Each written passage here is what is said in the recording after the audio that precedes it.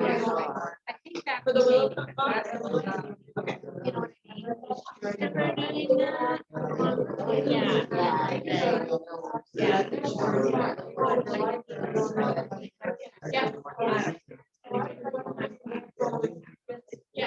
I can leave at the time after. I'll tell you what time. Hello.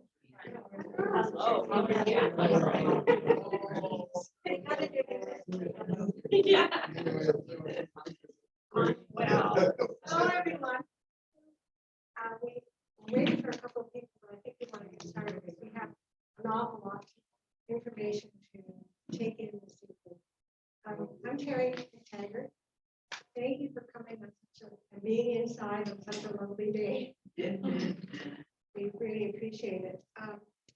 I am here with Cindy Grant, who's right there, and we're members of the Community Wellness Committee, and we were formed to recommend to the Town Council ways to achieve a vibrant, healthy community. And so we presented to the Town Council 9 recommendations, and one of them was lifelong learning. And Cindy and I really wanted to start on that first. It was something that we could start work on during the pandemic, which was great. Our mandate is to give residents of Niagara Lake enriched learning for all ages. So we had 4, this is our 4th session.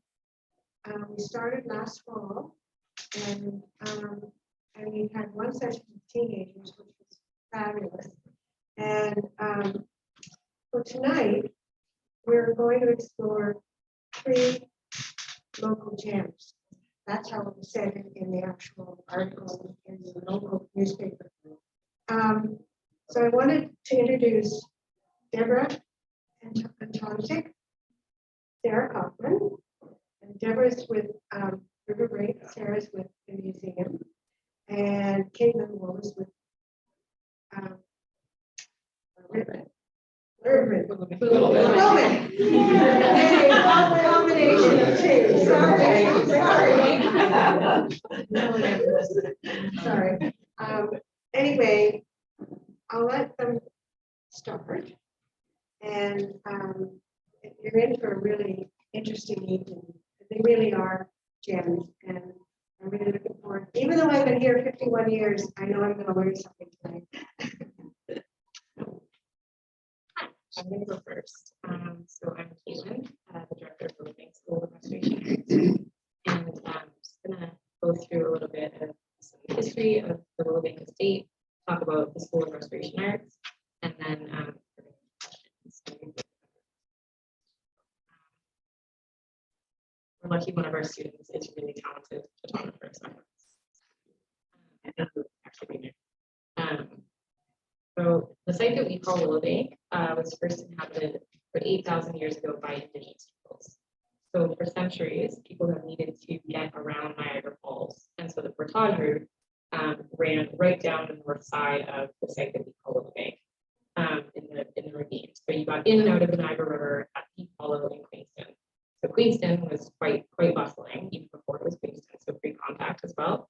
And then where the house is was always sort of a natural like stopping, gathering, trading area for Indigenous peoples. And then after colonialism, obviously the house was there. So it's always been this kind of natural gathering point. There's something almost magical about Willowbank, and almost everybody that I tour through it, prospective student or otherwise, says that exact thing. So I spent a lot of time there over the past 5 years. And I think it has a lot to do with the site itself. Basically, the portage route running up the north side, the river on the east side, you have D Road, one of the oldest roads, path going up the south side. So there's always been so much movement through and around Willowbank Estate. And then Willowbank itself has always been sort of this anchor or point of sort of stasis. So the Hamilton family is there for 100 years. Brights there from the 30s to the 60s, and then the school after it's founded, our students are there for 3 years. There's pause there, and then they continue on with a really interesting kind of cyclical, cool area. Anyway, there's a vibe about it. I hope everyone actually gets to go there eventually. Not just the here. So in 1834, Alex and Hannah Hamilton commissioned John Latshaw, the local master builder, to design and build Willowbank. This photo is from the 1880s, but this is the Greek revival of the sod. So Willowbank's been called the house with two faces. There's this side, Greek revival, and then in the 1930s, when the Bright family purchased Willowbank, they added a double staircase on the other side of the house that you would have seen in the drone video. So that's how most people have approached it on the driveway. So I like to describe Willowbank as she's always faced the money. So when she was built, she was facing the river, the source of all the commerce, trade, travel, that time period. And in the 1930s, when the Bright family purchased the house, the parkway had just been finished. So no one was really using the portage route like the way they had been, and cars were a thing. So the parkway just had finished. The Bright family was wealthy. They had automobiles, and that was definitely sort of something that you wanted to. So you can see that's the staircase that they added. And that's two really, really nice cars. So I'll go back to the Hamiltons for just a little bit. Alex's father, Robert Hamilton, had been a very prominent merchant businessman, politician in Kingston. Alex, however, did not have the same business savvy as his father, so he inherited a fur trapping empire, but he wasn't very good at running it, basically, and post-war 1812, a lot of the sort of commerce and stuff moved away from Kingston, further away from the American border, after obviously the war of 1812. Burned, yeah. So Alex actually unfortunately died in 1839, having lived in Willowbank for only 4 years. So he left Hannah, his wife, and their 11 children. What's everyone's yeah, 11 children. But she was pregnant with 11. Yeah. Okay, so I mean, it's pending. Sorry. So with this massive estate house and 12.5 acres, so it turned out that they actually had quite a few debts. They were not actually wealthy. They had commissioned the house, but now they're not. So Hannah's mother Hannah, actually moved in with them to help run the estate. So there would have been multiple occurrences during the following 100 years, Hannah died in 80s. So where it would have been easier to sell Willowbank, especially her kids grew up, they married, they moved away, but she didn't. She managed to keep it in the family through a sort of very complicated series of breaks. But if you look at the title, they're fine. And interestingly, in the Hamilton family letters, Alex isn't mentioned between the letters between Hannah and her kids. He doesn't really come up, like he's never mentioned on his birthday or on his death day. That's quite unusual.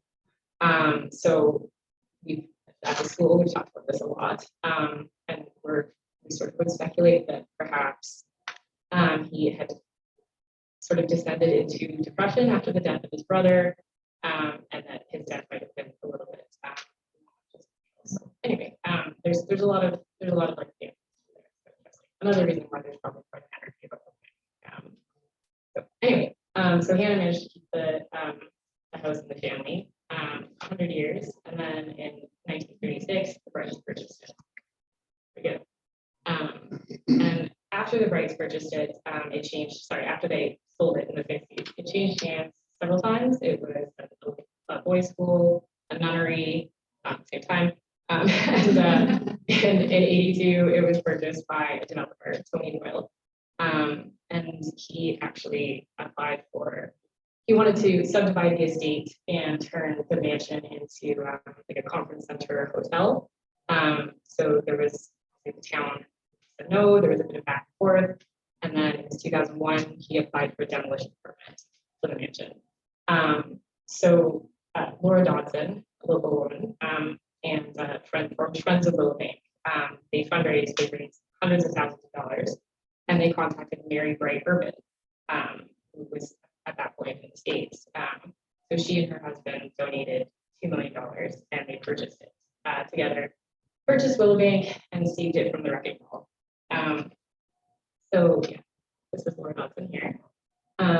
It's in her Order of Canada.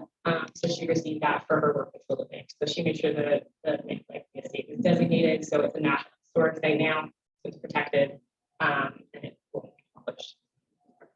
And she also then went on in 2006 to found the School of Restoration Arts. It was just a natural combination because there was a rundown, giant, significant mansion, and we need people who know how to restore cultural landscapes and built heritage. So yeah, I've always found it really interesting that like at these critical points in Willowbank's life, there's been a woman who was so determined to save the building and keep it and protect it that they've just gone to like sort of incredible lengths to do so. So Hannah and then Laura and Mary. So the School of Restoration Arts, which is the current mayor. Some of us. So we are the only school of our kind in Canada. The reason being that we teach both the theory and the hands-on of cultural or of heritage conservation. So other programs in Canada just focus on one or the other. To us, they're completely interwoven. There shouldn't really be one without the other. So one of the overarching aims of our program is to bridge the gap between, say, like the trades and the consulting and planning theory-based side. So the idea being that our students will be able to see the whole field, the whole picture. So that on their first week, they start out with just a little view, and then as their 3 years progresses, they're going to pull back and be able to see the whole landscape and have an understanding of the entire field of conservation. So first and second year, they're here on campus, they're on campus. So focusing on sort of all the different classes together. So we've got like carpentry, heritage carpentry, masonry restoration, plaster, stained glass, all interspersed with historic structures reporting, cultural landscape theory, documentation, research. So they're really learning just all the aspects of the field, all the different possibilities for careers essentially. So third year, they get to deep dive into something that interested them in the first 2 years.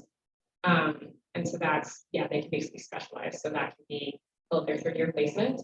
That can be a job, an apprenticeship, an internship, a project, all of those things together, essentially. And it's choose your own adventure, I always call it. So it's basically you an inkling what you might want to do for a career. They get to delve right into that, and they spend their third year doing whatever that may be.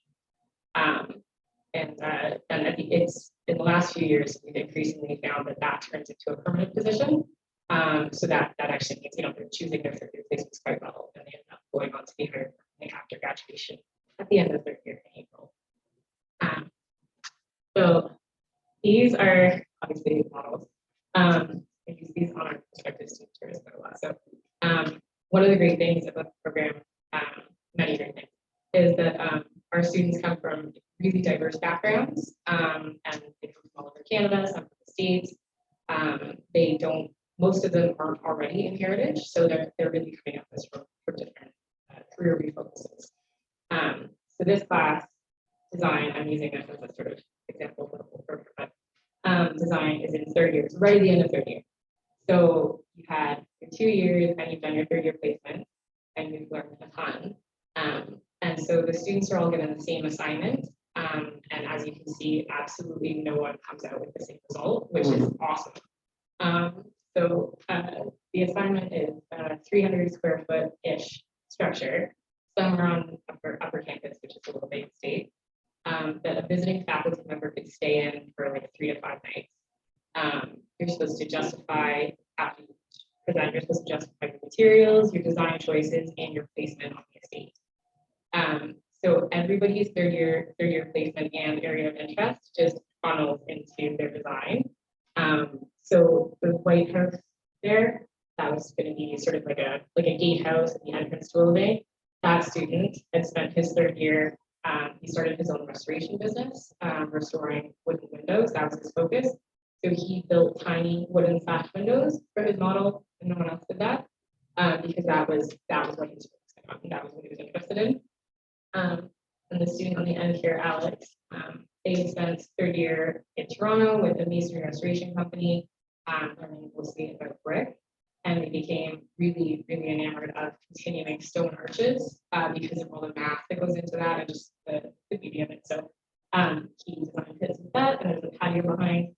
The student in the middle had spent third year interning with Heritage Planning Department at Town of Grimsby, and had spent a lot of that working on a Grimsby Beach documentation kind of protection project. So you can see that it's like a cute cottage. Or that, and she put greenery on it, which the other one didn't do. And the far one, that student was really interested in timber framing, so they made like an A-frame cantilever cabin that's supposed to go in the so yeah, that's just that's a really good sort of cross section of the student body. So that's another one of the reasons why the course is so unique. And it comes with really interesting conversations. One of the sorry, one of the yeah. So one of the things that's hard to sort of get across about Willowbank is the culture around the student community. We have really small classes. They're usually between like 6 and 11. And so there's very strong bonds are formed there, obviously, between the students and staff, the faculty and students. And so I'm just gonna picture a few. So it's a very unique culture. We also, as you may have noticed, it's animal friendly. There's some loaves hanging around. Yeah. Yeah. So that's sort of the school program. I'm going to talk quickly about the sort of significant projects that probably everyone has noticed in the past year. So this is obviously the restoration of that Creek Revival facade. So anyone who drove through Queenston in the last like 18 months will notice that something pretty big was funding. So yeah, this was finally we were restoring that facade, which involved completely replacing the staircase, repainting the pediment, the deck was replaced, the bases of 4 of the columns had to be replaced because they had been crushed by the weight of the column. The columns are about 5,000 pounds. So anyone who follows us on Instagram may have seen the video of that happening in setup time. So you jack the column up, put a bunch of shims in so it becomes exactly the right height, really quickly pull all the shims out and push the new base under. And it's one of the most exciting things I've ever watched. It's not involved in this. I saw a restoration carpenter. That's actually Doug Vickers, one of our faculty members. He was the person who was mostly in charge of that project. One of our students spent her third year placement, like I said, working with him on this. So that was another really, really fun. That's what it looks like now with the handrail, but that's what it looks like now. So I just noticed the handrail's not fully in, but yeah, so much better. Yeah, some other ones people might have noticed, the trolley building, which is Port Louis ECO. So that's actually a fairly common occurrence. Sometimes municipalities have a project that they need our expertise in, whether that's a conservation management plan for a heritage district, or like this was the restoration of this really beautiful trolley town. So it will probably be leaving Queenston relatively soon. But, so it's just. Do the students live on site? Where do the students live? Oh, so they actually live all over. We don't have residences for the students. Unfortunately, they don't live in the mansion. That'd be pretty interesting. Yeah. But there's people in Queenston actually who only rent to Willowbank students. So like every 2 years they'll rent like a room in their house. So that's actually pretty awesome because then the students are walking distance to Willowbank. Right. So the ones that live in the village have said that really adds to that whole community living thing as well. It's just a beautiful place. I live in but some of them also find apartments outside of Kingston because they've come here with like, dogs or partners, kids. The age range of the students is also quite broad. But, yeah. Oh yeah, should I just open up to questions maybe, or I don't know how are we doing questions all day after? Yeah. Okay, cool. Sorry, I thought we were we want to make sure that everybody gets their thing. Oh gosh, definitely, yeah. Yeah, this is another awesome project. project that we were doing. It's the third floor of the mansion. So this room is now this room. Wow. Yeah, exactly. Yeah, that's great. So this is making some replacement floorboards, learning how to do that. And then our library, passing around the dog, our president eventually. Yeah, that's the students get to work on the mansion. That's one of the great parts of the building. Yeah. So I know questions at the end, but while I think of it, are all of your restoration projects centered on the mansion? At the moment, yeah. Because there's quite a few, and it is so convenient, right? Because we're already in it. And it's ours. It's not, someone's home. The stakes are pretty high. I wouldn't really feel comfortable sending the students out to, I don't know, say like someone's foundation needs to be pointing or something. There's a lot there. So yeah, we do tend to work on the mansion or the site, the barn, for instance. We're restoring the windows to that. The barn is our workshop of the building also on site. And this is, this is one of the students restoring a really great 1850s chair that will go in the mansion once it's restored. It was donated to us. It's in really bad shape, but it's beautiful, and it's not a picture of that there. So yeah, that'll definitely.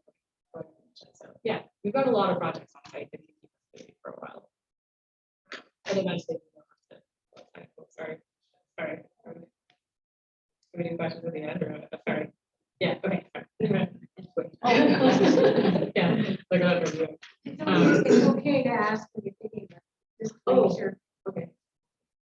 I just wanted, do the students finish with a degree? Is there a certificate course? Or Yeah, so they finished with a diploma in heritage conservation. So we're a private career college registered with the Ministry of Training Colleges and Universities. So it's totally legit diploma in heritage conservation. So their specific title is heritage professional.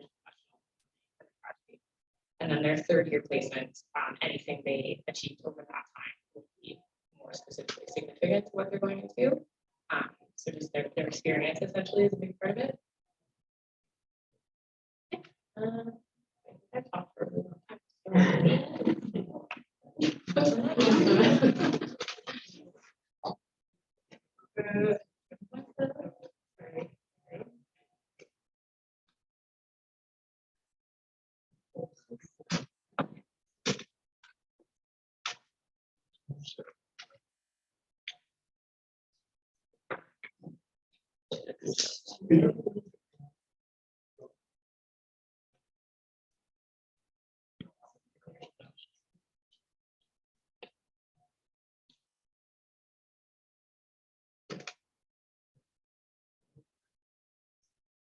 It's just much. I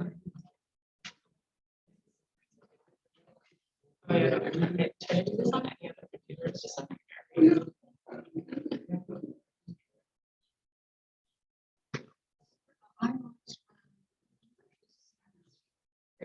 It shows full screen. Oh, it is? This is the percentage. Okay, out there. Awesome. All right. Thank you. Hi, so my name is Deborah Antonzik. For those of you who maybe missed my name at the introduction, and I'm the director curator at RiverBrink Art Museum. And so we're neighbors. We're also in Queenston, and you may recognize this building on the Parkway, right behind the Soldiers Memorial, just there on the bend. And we often get confused with Riverbend, Willowbank, all of them. But we are RiverBrink, and that is the name that the founder, Samuel Beer, named his home. So we are a fine art museum, and people are sometimes confused about that, that designation of museum. So we're not a house museum, and we're not a history museum or a historical museum. Is the foundations come from the learned and historical societies.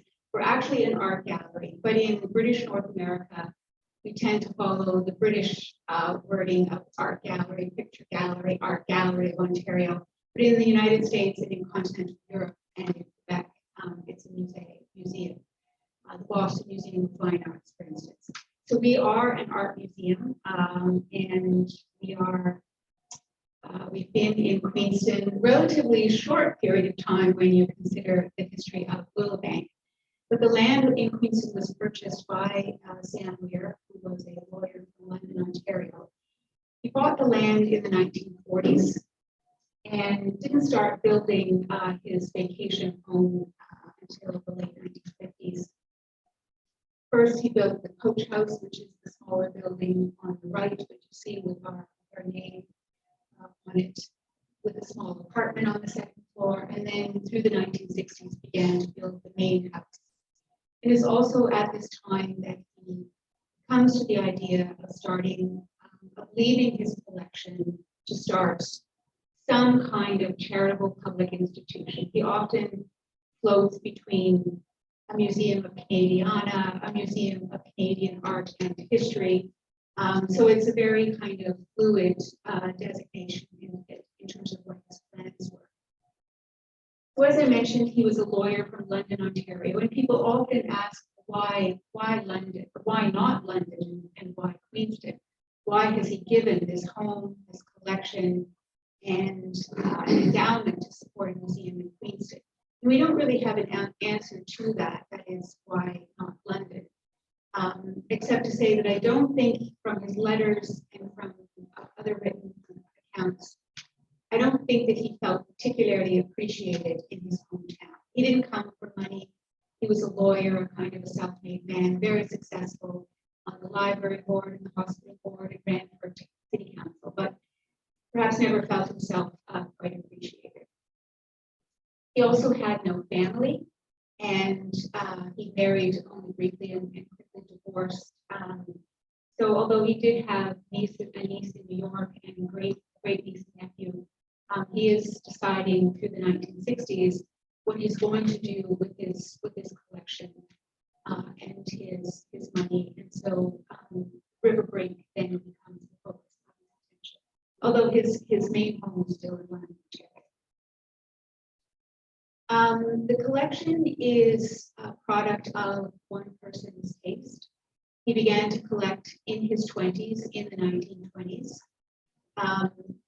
And he's buying in the secondary market, buying at auction and buying from individuals, occasionally buying from artists.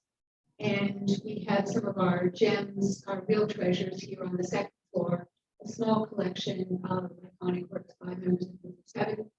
So on the extreme right, we have Lauren Harris, and then 3 Thompsons in a row, J.H. McDonald, and then a small watercolor of J.H. McDonald painting in his garden in Corn Hill. So these are what we refer to as the treasures of the collection, although Sam Weir was not himself particularly in awe of the Group of 7.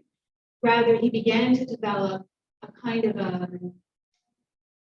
way of thinking about the collection, I think in the 1950s, would be almost like a checklist of the narrative of Canadian art that is being established in the 20th century. What beginning topographical artists are, and through Paul Kane and Cornelius Krieghoff, and culminating in the 20th century.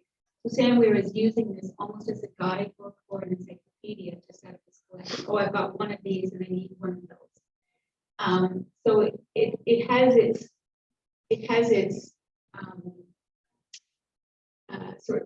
certain very nice things about the collection, but then it also has its challenges in terms of understanding. Because as I said at the beginning, it's the collection of a private individual with a certain taste and a certain vision, and then inserted within it is this kind of historical progression of Canadian.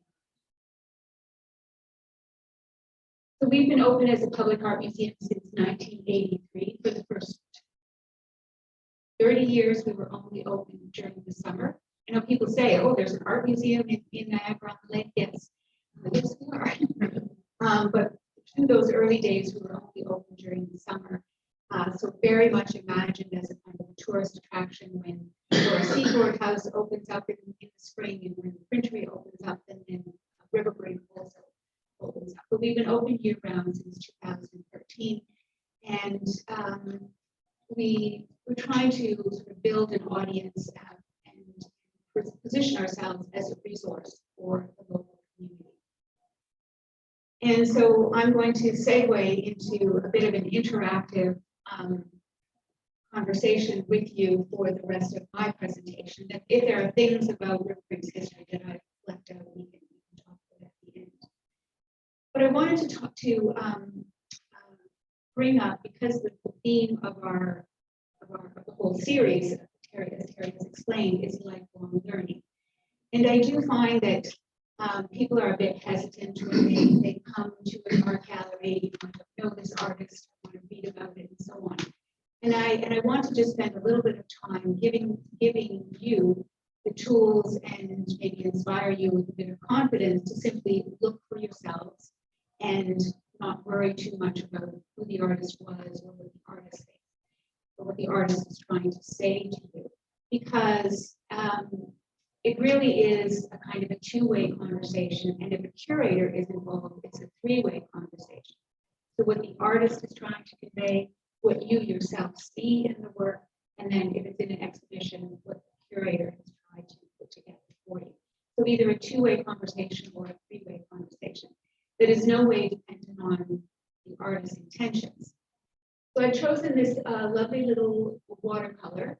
It's in an exhibition that's on right now. It's called Drawing on the Land. And the idea was really to celebrate how throughout the pandemic, we've all been enjoying getting outside and going for walks, and how much we can't see our friends and we can't see our families, how much being outside and being in the landscape has really been a joy for many.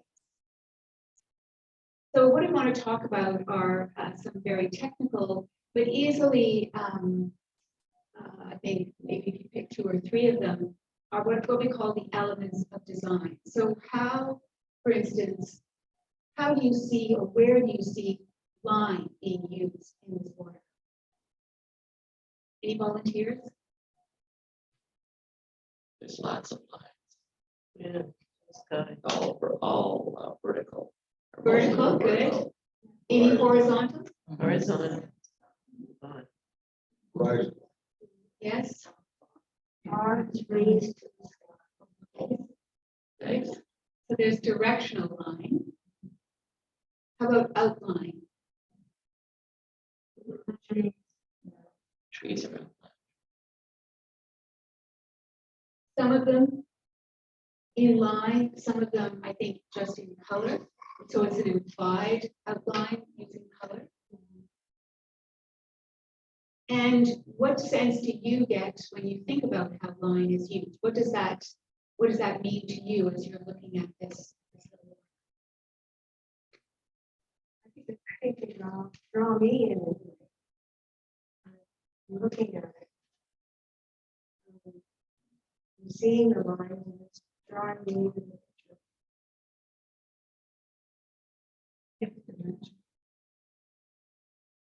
picture. An invitation, come in. There's the line of the shadow across the foreground. I see movement. Almost like a dance in the trees. Mhm. So we go through our little list. We might move on from line to color. Light and dark. There's a lot of light and dark.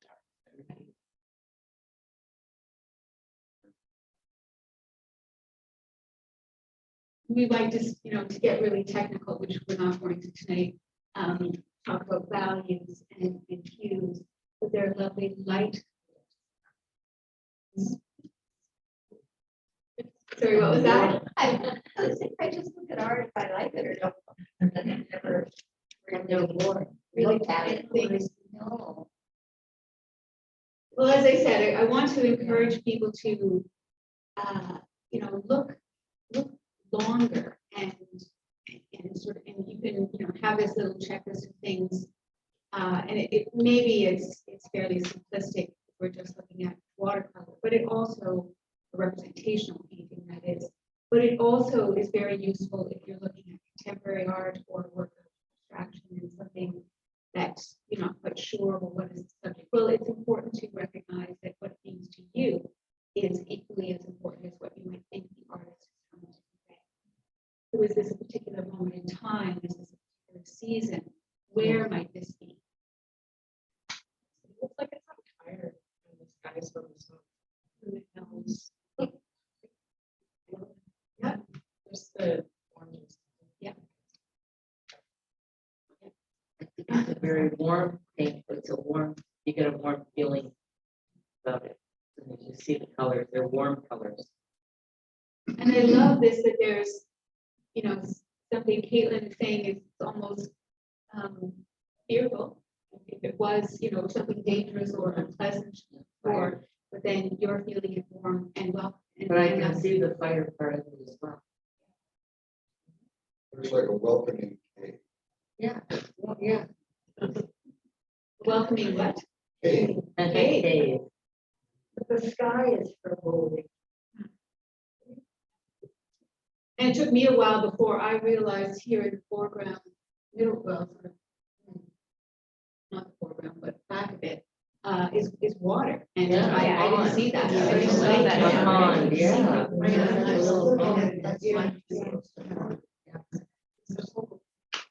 I'm trying to understand the big maple leaf. It keeps grabbing my eye. Where's the big thing? Right in the right-hand corner, yeah. Oh, right. See, not until you say No. that, I didn't see a big thing. And it looks like deciduous as well as pine, those dark green shades. So I will tell you, the artist has called this spring Dorset. Oh, So up in the Huntsville Spoke area.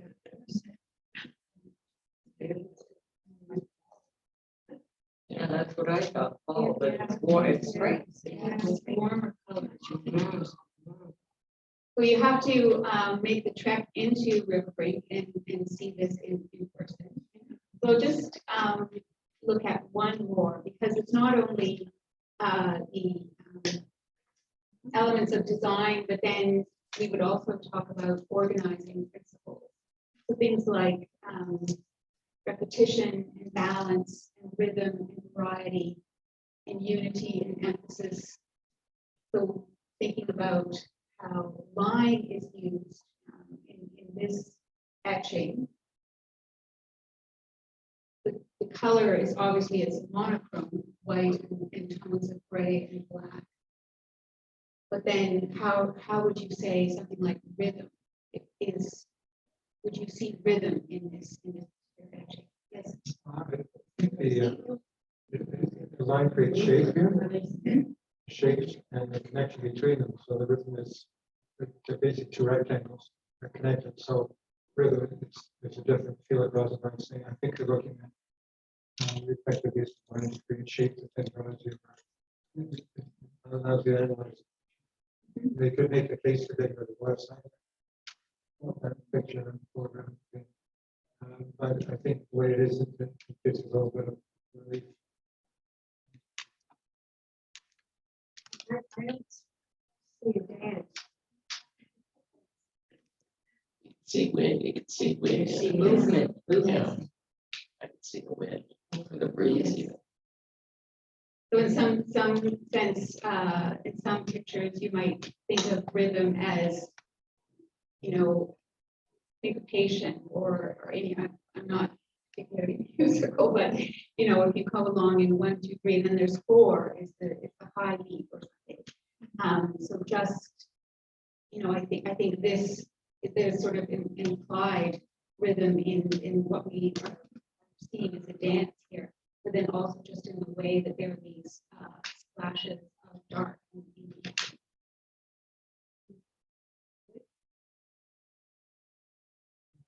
And yes, so here they all are. And this final work, very different, but all 3 of these are in the exhibition Drawing on the Land. Very different. Very different use of line, very different color. There's well, I'll ask you, how is it different?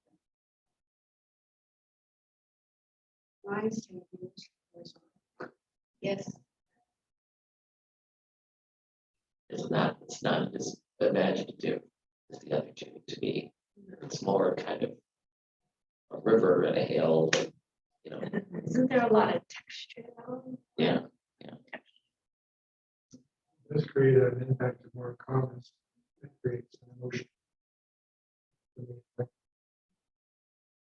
And the recession here is done through this layering, as you were mentioning, the foreground and the water and the distant hills. So there's this layers of horizontal bands, taking you back into what our mind is telling us is the distance.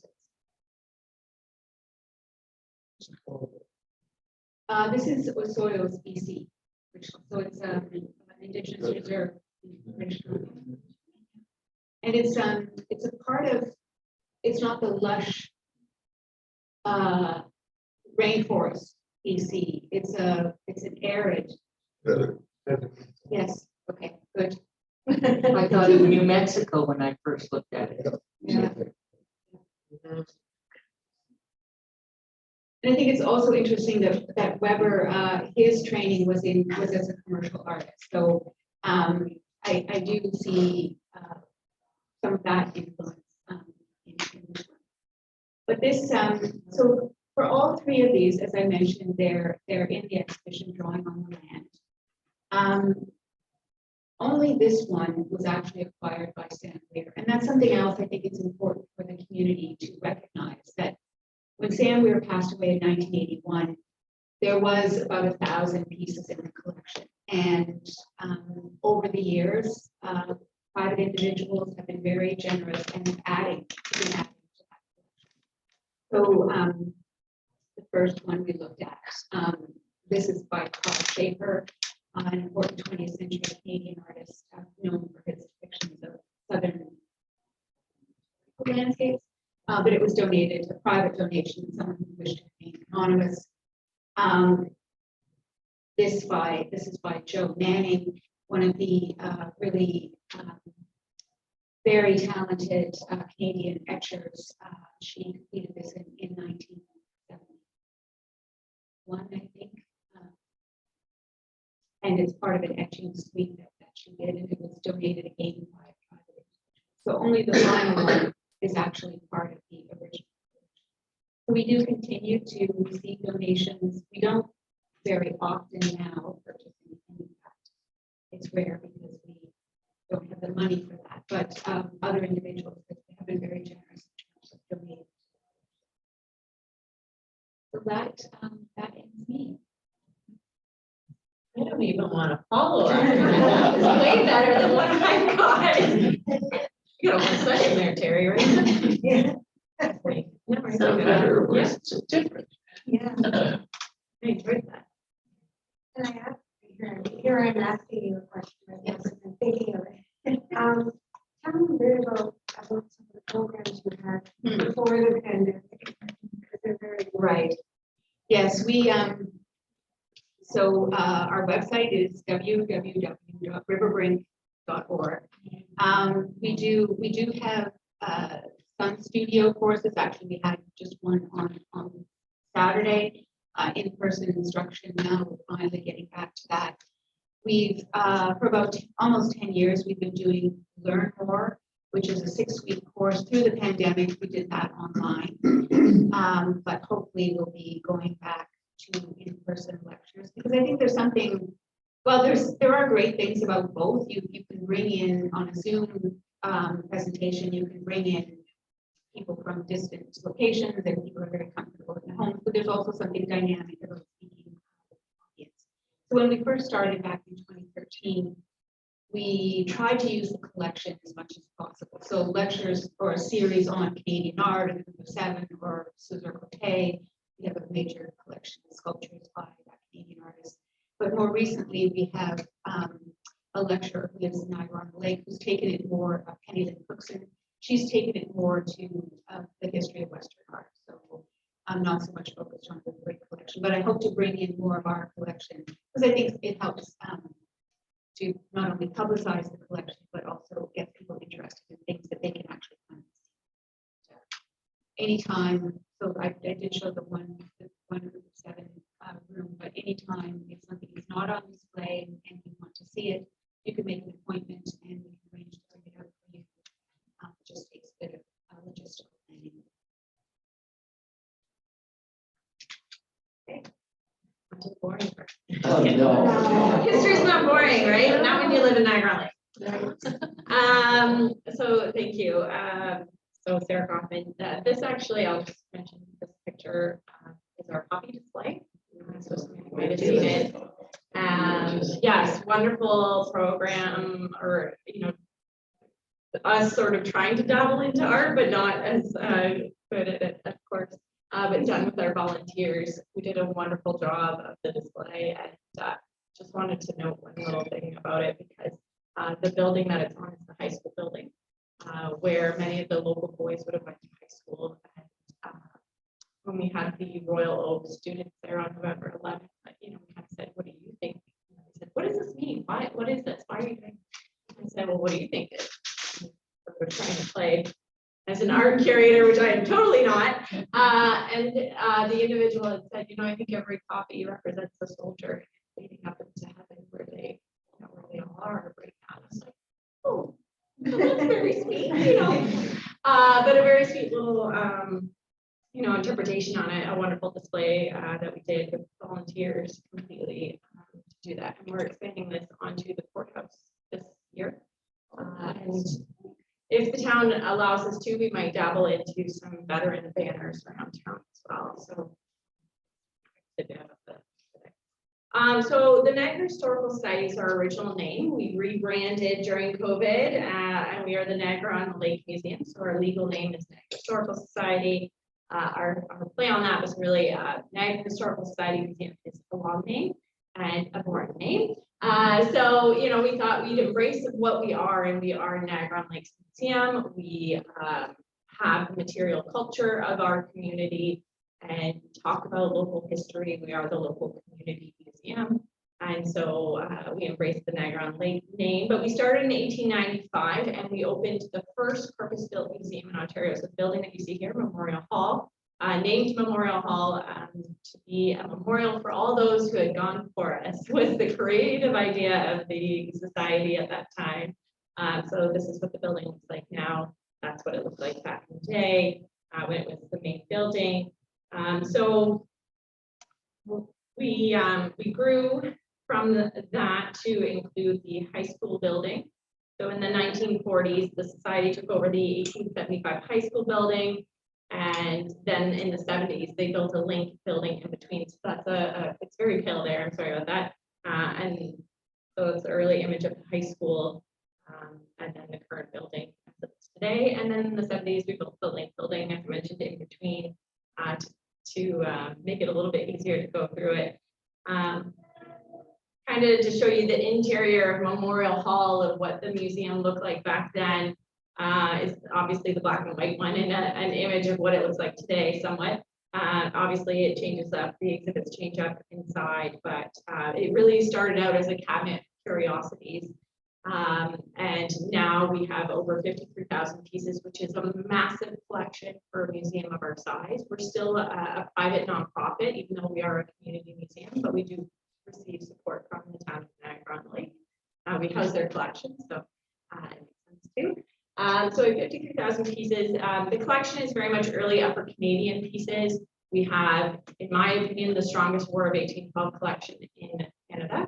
And I say that because we did, during the bicentennial, 2 full exhibitions on the War of 1812. And I didn't have to borrow a thing, but we did. We borrowed Brock's coat, because of course we don't have Brock's coat with the bullet hole, the infamous bullet hole. So we took that, and the War Museum staff, when they came, were like in awe of the items that we had. They were surprised, they didn't realize. So I was at that point saying, wow. Yeah.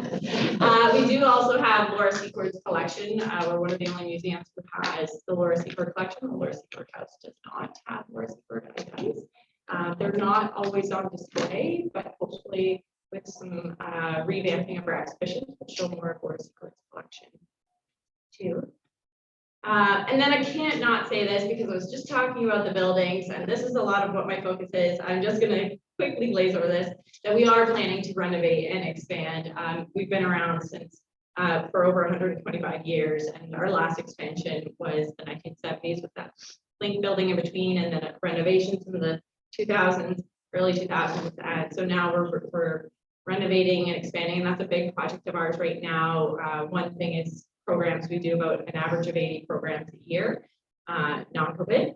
And so we are looking for a community space and a dedicated research room, a new collection storage, we're growing out of our space, a new fire suppression system, and then of course, addressing the accessibility for Ontarians with disabilities, and then modernizing our exhibits as well to be more inclusive of various stories, including Indigenous, Black history, but also the villages and including wineries and the grape growers in our community too. Just quickly, our mission. So we are a team of staff and volunteers. We do have about 100 active volunteers, and they all help with the collecting, preserving, and researching of our collection for Niagara-on-Lake in all of the communities. So we, our jurisdiction, I guess you want to say, includes Queenston, St. David, Virgil, Homer, McNabb, Glendale, yes, that's right. Yes, the latest one. And our vision, and this is a very important one because this drives a lot of what we're doing right now, is that we want to be a museum with expanded experiences that connect and engage people with the past. And we want to be your heritage champion. We want to be the center for you to come and learn about history, to meet other people, to learn from each other, to learn from some experts who have been studying various topics, whether they're your neighbors or from universities. So, you know, we do a number of programs, which I'll get into a little bit as well, but we believe that, you know, we're a place where, because this is, again, lifelong learning, that all levels of our residents, even the youth, will be instilled with a lifelong love of heritage and history, and the importance of preserving that history through our programs, especially for the kids with our kid curator camps that we do in the summer, so that there's an understanding when people either come to our community or live here, and an understanding and appreciation of the built heritage that you see, and perhaps some discussions or issues that happen in our community currently won't happen if you know, we instill everyone with that appreciation and love of heritage and our tied to that, of course. Our strategic plan is very much about reimagining the museum as the beacon of your history, and doing that through improving our site to better address your needs in the community, and to, as I mentioned, better facilitate the appreciation and understanding of heritage. We're extending the museum beyond its walls with, for us, you've seen our tiny museum, so I'll talk about that in a little bit too. It's parked in the corner over there at the community center, so if you drive out, you can kind of see it as well. And then we're going to broaden our civic responsibility to be your heritage steward. And we're doing that in various ways of making our collection accessible online, by helping to put our research collections, especially a lot of property research, because we get a lot of that at our museum. If you have a historic property, a lot of people are coming into our collection to see what we have, a lot of photographs and archives and such, or objects related to the individuals who lived on your property. And so I thought I'd go in a little bit too with our exhibitions that we do. So we do have a permanent exhibition that's open. It's called Our Stories, so it's the chronological history of the town. And then twice a year we do temporary exhibitions in the main Memorial Hall gallery, so the large gallery. And those always often relate to local history. We rarely get traveling exhibits in. We do our own exhibits there. And our current one is called the All Along the Waterfront exhibit. So if you want to learn about what she was talking about with the portage route, we're talking about that as you see us portaging a boat down from upstairs. We talk about the portage route and Robert Hamilton actually. So learning about our relationship with the river and the lake, and how important it was to the growth of our community. And within that, also trying to understand how important it is to preserve the Niagara River. so that, you know, it's there and it's healthy for future generations. So we do a lot of events and programming and publications, actually. So this is the Making Her Mark book that just came out. It was featured by CBC News, actually, and the Hannahs, that she mentioned also, are also in there, as well as Lord Dodson.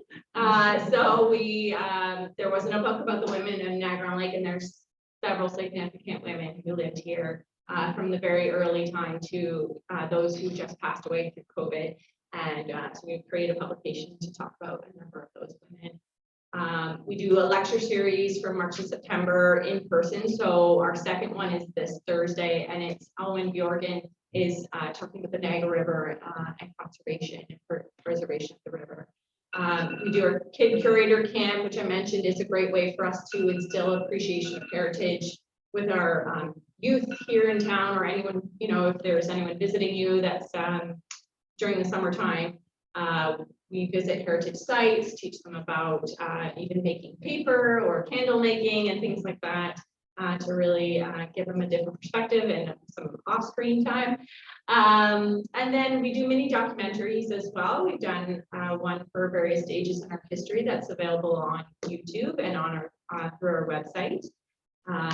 The recent ones that we've done are our Black history, fishing and fruit industry as well. So if you're looking to catch up really quick on local history, you know, I can send a link to Terry if anyone's interested, or you can find it on our search on YouTube for Niagara-on-Lake Museum. You can find them there, as well as some lectures.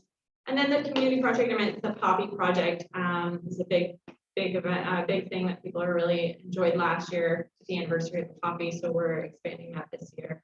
And then we're digitizing our collection to make it more accessible to you. And we do have lots of volunteer opportunities. So this is, again, another way of learning more about heritage, either by working with the collection directly or through events and fundraisers, or we do have cemetery tour, or just in general, amateur actors, we say. People portraying individuals in our community for various events. We do our cemetery tours in September. So a lot of people really enjoy that. It's theatrical, it's very fun. And then there's, you know, maintenance and gardening and our decorating committee and such too. I wanted to bring the community courtyard to your attention. So we do this wonderful courtyard, and we have volunteers that enjoy working on our garden. We have a tent up in July and August, and we welcome the community to come and just enjoy. If you want to have a meeting with someone, have coffee, sit and enjoy. There's free Wi-Fi there as well. And we do events as well through there, yoga, such. You enjoy. There's some artists that come in. There'll be some kids programming going on, so keep an eye on that. And we have our tiny museum, which will be partnering with the wellness committee on this, hopefully this fall. It's our mobile museum. So Tumbleweed Homes makes these tiny homes on trailers, not the trailer park kind. So that's why I was like, I gotta sometimes put a picture so people see it. It's a cute little building. And usually it has a, you know, a bedroom and a bathroom and such. Well, we ripped all that out and we put some exhibit cases in, which you see there. And so we can check this around the community. It's just finished being built in March of 2020, which, as we all know, was doomsday for us all. And so I held on to it. And this year we're hoping to finally get it out to a number of community events. We've been putting applications into a lot of the fruit festivals. It'll be at Fort George on July 1st. And some other locations in the community. And we are looking forward to working with some community members to create an exhibit in the tiny museum. We did a partnership with Brock University, for instance. They came, they in particular researched in our collection, and they developed a display on sport history in our community for the 13 for 13 event that's coming up in Niagara-on-Lake for Canada Summer Games. So, you know, we're using their exhibit. We're looking forward to working with the group on an exhibit that we can hopefully have up somewhere in the community, perhaps at the community center or elsewhere to display. So a lot of fun project. We're really excited about getting this one out. Obviously, we've been waiting for a long time to get this guy out, but we're really looking forward to that. And of course, course, and just quickly, because Amy will kill me if I don't do a quick plug for Niagara Polo. Of course, this is our big polo event on the Common. So if you want to learn more about that, you can visit the museum's website. That's all good, right? Well, the VIP and the Rotary Lounge are sold out. They sold out very quickly. It was very exciting for us. But they're looking at trying to expand the Rotary Lounge, but general admission is still available. Yeah, people can bring in their own chairs and they can bring in your, picnics and such, or you can purchase the food vendors there. Yeah. When's the date? Sorry. You thought we were more. Yeah, well, people always assume museums are boring, but they're not. They're so much fun and we're active, right? Oh yeah. I guess questions for everyone. I do. I have a question. You and I had a good conversation. Yeah. And, there were two beautiful words that the sector. And we talked about this whole effort. Basically, any need for sale. Like I was very interested. I said, oh, I wonder if I could buy that and hang it on my door. Yeah. Did you ever look into that? They did, and I can't recall what they decided, but I'll ask them again about it. Or do you know? Sorry, Sarah. Yeah. I just wanted, could you repeat that? Oh, sure. I can repeat it, if you'd like, yeah. I had a copy of this beautiful copy displays for your door. Yeah, Yeah. there were two wreaths, on the door. Oh, Yeah, they were two poppy wreaths on the door. One side by side, and they were absolutely outstanding. And I was gonna purchase it, and it wasn't for sale, and like it was more that had been made, right? So that came into discussion. Yeah, so the poppy wreaths were very popular, and I mentioned that to the person who's organizing it back. And I think they were going to look into it. I know that they're making wreaths to go on King Street, Okay. so there might be extra, but Like you I have to said. confirm. We had talked about it, and then so there might be a few that are being made with the funds. So if you purchase it, the money will go to the Legion. Yeah, because to me, that is such an outstanding fundraiser for anybody, whether it's the museum or it's the Legion, right? I think there'd be more, I think once the word out, I think there'd be a lot of interest. Yeah, right? yeah, I think so. Unusual. We have tons of copies. Yeah. So it's definitely, yes, it was definitely considered. I just cannot recall what I left it to the volunteers. So who would I talk to? That. I know who she is. Yeah. Okay, the second question was you mentioned volunteers in the very first one, scanning documents. What is that? So that is sitting at a computer with a scanner and some original documents and just literally putting it on the computer, scanning it, and then we use that to put it into our database and then put that up online.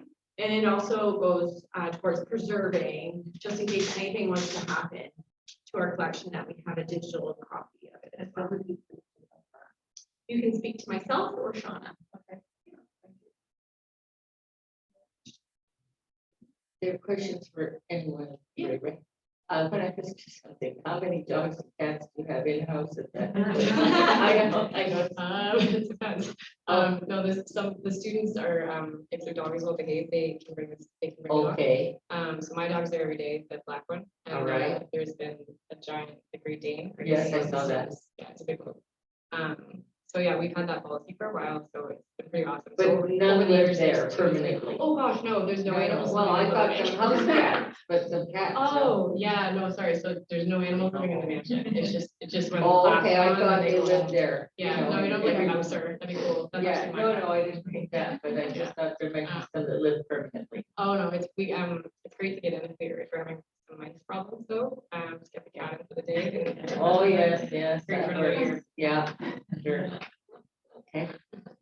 You guys have a cat? Yeah. Cats, you have a cat? My staff want me to get a cat and a dog. I've already got a dog that visits whenever Babs is working, but he's a fat cat, that's all. I only allow him when he's little and he behaves. There's a Go black far. and white cat in one of those pictures, that's why I thought it was a house. That's my Yeah, cat. that was a house cat. Yeah. Yeah, yeah. So this is a question for any one of you. I mean, I I've learned so much from all three of you tonight, but particularly Willowbank and RiverBrink. Didn't really, I mean, I know RiverBrink, I've been there, I toured the museum. I knew very little about Willowbank, so this was terrific. But, and Sarah, we kind of, it's in town, so we kind of know more about the historical museum.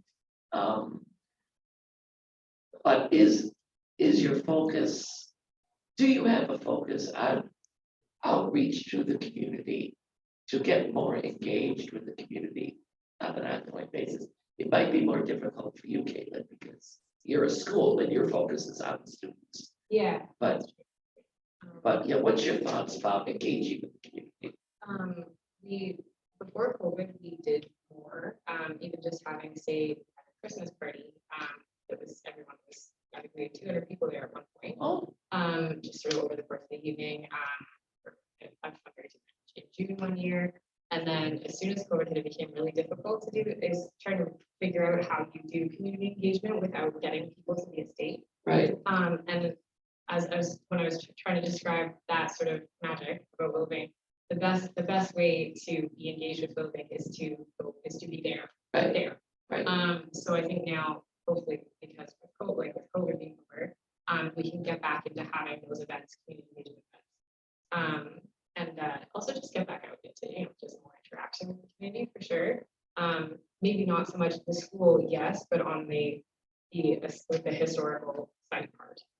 So that we actually have someone else working with Katie, who's the business manager, sorry. So that's sort of, she's gonna be able to go into this a bit more.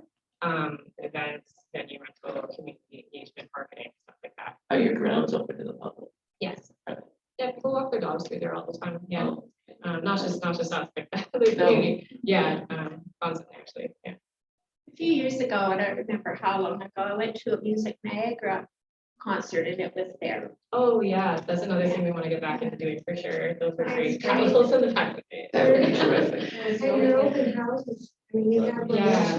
year, they're great. Yeah, we were Because lucky you to get do to it. get in Yeah. there. The one and only, it was October 17th, I think, of 2021. I think it was last October. Yeah. Yeah. And so that again, something we want to do more frequently. That was, I think there were still gathering limits even, but now there aren't, and we can, really get back into that. It's pretty That'd be fascinating. great. So, yeah. Can I make a general comment? It's got political. I don't know, let them know that they can general. No, it's- If you've lived here a long time, yes, it's something a little bit. You'll remember these three institutions as they were.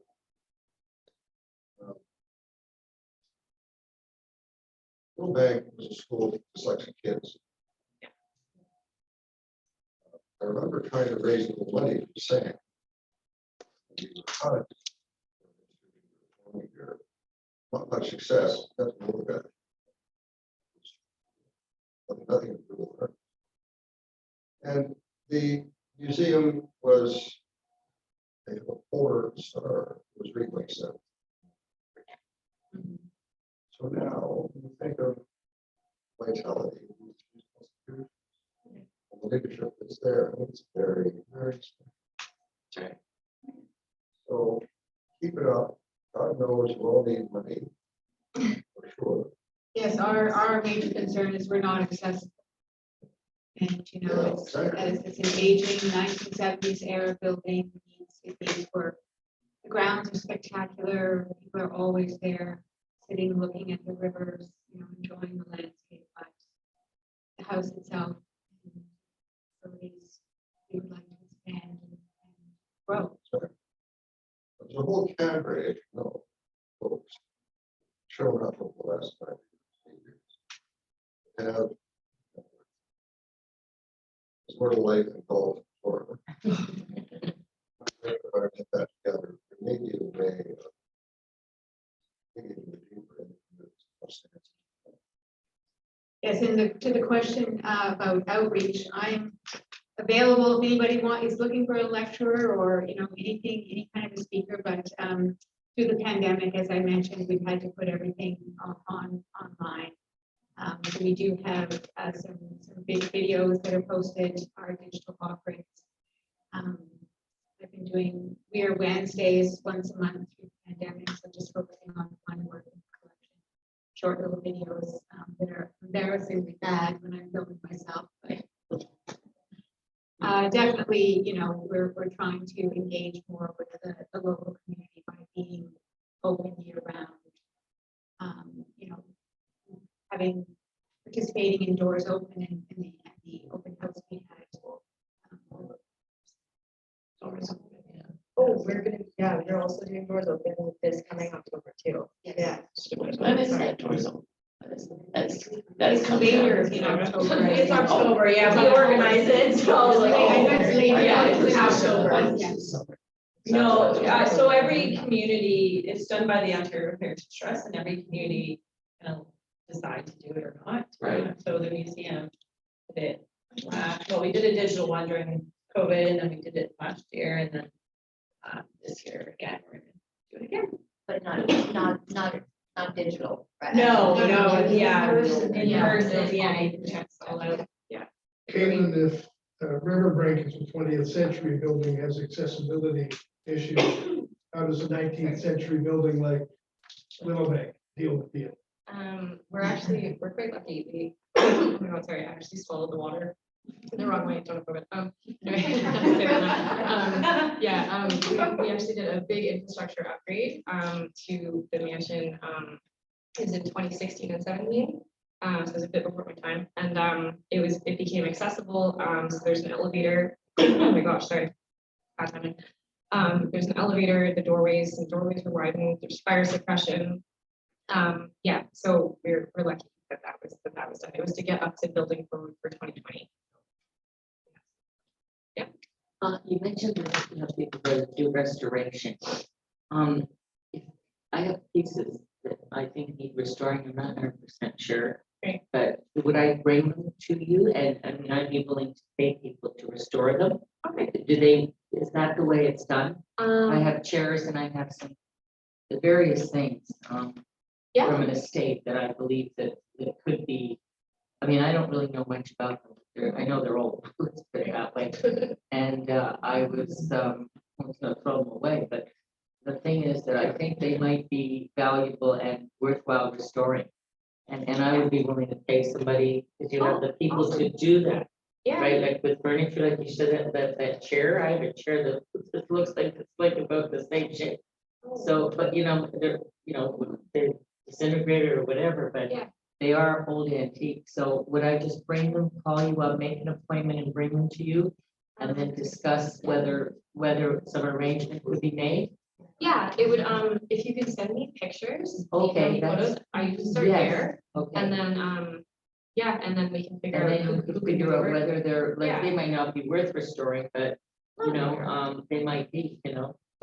Yeah, for sure. There's some of the students, they get really, well, like I say, get really interested in certain aspects of the program. Right. So the furniture restoration course, which was that photo. of Yes, one of them yes. restoring. Yeah, so we can definitely I sort of put the call out when something like this, people call us with stuff like this, put the call out to the students to see if someone can do it. And if they're connect them interested, with the do it. homeowner. Yeah, exactly. Yes, So we okay. do that with a lot of stuff actually. Very good. Oh, so you Yeah. do get a lot of people bringing in older Yeah. pieces. Wood windows and furniture are two. And Wood doors. windows, Yeah. too, huh? Went Yeah. through those all. They don't bring them, but yeah, we have some of our Windows, students. windows, good, boy. Yeah, yeah, so Okay. just email me. I'll whatever. Okay, very good. Are you done? Any more questions? Oh, where exactly is the museum? It's behind the community center? No. Oh. I was saying the tiny museum's over there in the parking lot. That's all. No, the museum is about 2 blocks behind Prince of Wales, so away from the river. And On what Castle Street. off of Oh, King. Castle, yes, I've seen that street. Yeah. That's where the museum is. Yeah. Okay, thank you very much. Big sign. Okay, yeah, I will go there. Actually, there's a sign on King Street. We're That- trying, that's we gotta where update it goes. it. Yeah, it's Okay. old, but we'll update it. Okay, very good. Well, thank you, ladies. Yeah, how Wow. informative.